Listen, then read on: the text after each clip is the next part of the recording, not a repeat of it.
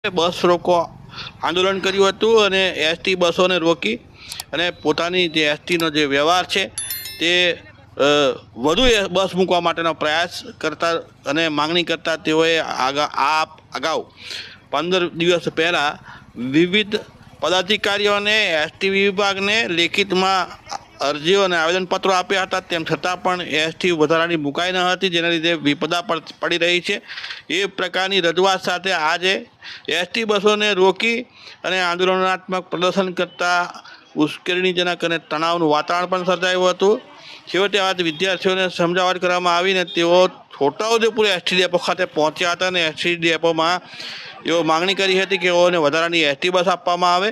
ST તંત્ર તરફથી નવી બસ ફાળવવામાં આવશે એટલે તમારે ત્યાં મૂકવામાં આવશે એ પ્રકારનું આશ્વાસન આપવામાં આવ્યું.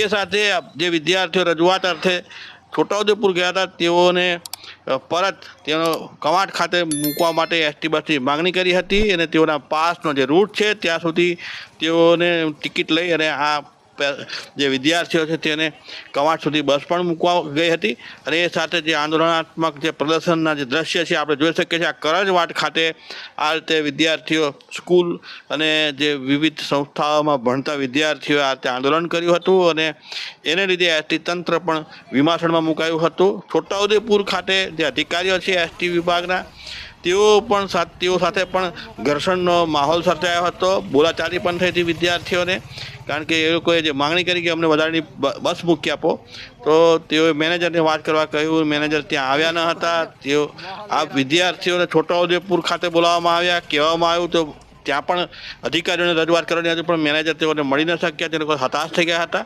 વિવાદ થતાં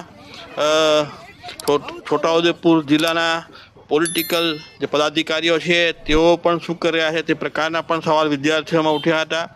એ સાથે સમગ્ર દ્રશ્યો છે તે પણ આપણે જોઈએ.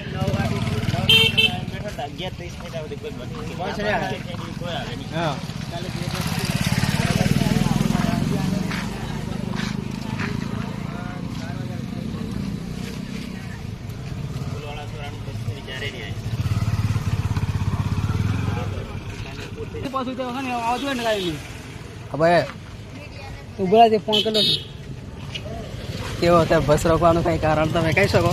હવે મારે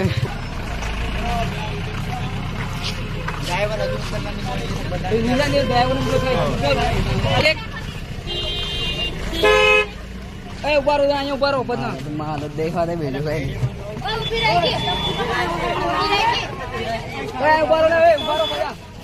આ ભદ્ર કે પછી રાવાય તાવ